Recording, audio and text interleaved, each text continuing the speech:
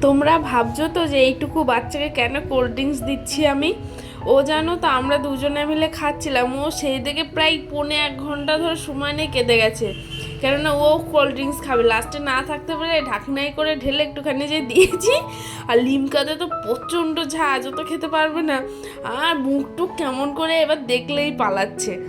ওসব ঝামেলা মিটিয়ে এবার আমরা বাড়ির থেকে বেরিয়ে পড়েছি, একটু কেনাকাটা করা লাগবে পুজোর জন্য। সবারই হয়ে গেছে, শুধু আমারই বাকি ছিল। সেই জন্যই দেখো এসে নিয়ে সোজা চলে এসেছি কোথায় বাসনপত্র আছে সেখানে, কিন্তু কিনতে এসেছি জামা কাপড়। এসে নিয়ে আগে বাসনপত্র না দেখলে হয় বলো? আর পুজোর জন্য কত অফার দিয়েছে, সমস্ত কিছুতে ছাড়। তোমাদের দাদা আমাকে বকছিল যে কেন এসিস, আগে তুই জামা কাপড় না কিনে তুই এখানে কেন এসিস। এসে ও বোতল দেখতে শুরু করে দিয়েছে, বোতলের উপরে ছাড় দেখেছে। আর এই দেখো প্লেটগুলো দেখছো, 3টে করে প্লেট, 3টে বাটি আর 3টে চামচ, 99 টাকা। আর তোজোর সমস্ত কেনাকাটা হয়ে গেছে, তাও এখানে এসে এগুলো পছন্দ হয়ে গেল, তাই তোজোর জন্য নিয়ে নিলাম। এইটা পুরো বাচ্চাদের সেকশন। আর এই দেখো এসে যে যেখানে যা ভালোবাসে তার কপালে সেই জুটে যায়। আমরা ওদিকে জিনিসপত্র কেনাকাটা করছি, ওদিকে তোজো দুটো বাচ্চার সঙ্গে খেলতে শুরু করে দিয়েছে।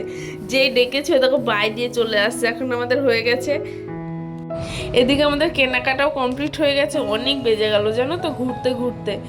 এবার নিচে নেমে যাব, দেখবো তোমার দাদার জন্য কিছু পছন্দ হয় নাকি। ওর আগের দিনকে কেনা হয়ে গেছে, তাও এলে একবার চোখ বুলিয়ে নেওয়া, যদি আবার ভালো কিছু আসে নতুন কিছু। এবার নিচে নেমে যাব, বিলিং করিয়ে সোজা বাড়ি চলে যাব। ও তার আগে আজকে তো রান্নাও করা হয়নি, সন্ধ্যাবেলা বেরিয়েছি, খাবার দাবার কিনে নিয়ে যেতে হবে।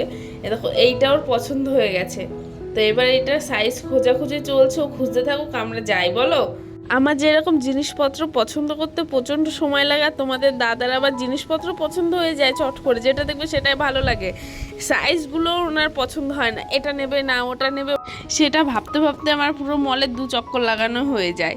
এবার চলে এসে নিচেই দেখো মেয়েদের আকর্ষণীয় জায়গা যেটা। আর থাকেও জানো তো এই তোমার বিলিং কাউন্টারের পাশেই কসমেটিকগুলো থাকে। শুধুমুধু অতক্ষণ দাঁড়িয়ে থাকা, তো এগুলো সব চাল জানো তো ওদের।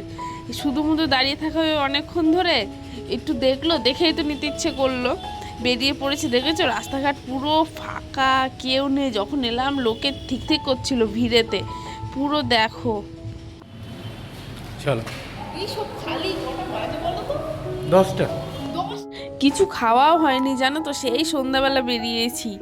এবার তোজোকে একটু বিস্কুট কিনে দেবো, আমরাও কিছু একটা খাবো। দাঁড়িয়েছি একটা ফুচকার দোকানের সামনে, এবার একটু ফুচকা খেয়ে। বন্ধ, এই তো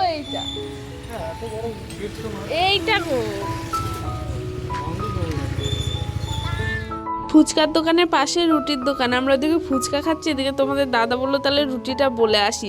সবজিপাতি দুপুরেই করে রেখেছিলাম, সেই জন্য খালি রুটিটা নিলে হয়ে যাবে। দেখো সবাই বাবার থানে যাচ্ছে পুজো করতে। তাহলে আজকের ব্লগটা এখানে শেষ করছি। সবাই ভালো থাকবেন, সুস্থ থাকবেন, সাবধানে থাকবেন। দেখা হবে পরের একটি ব্লগে।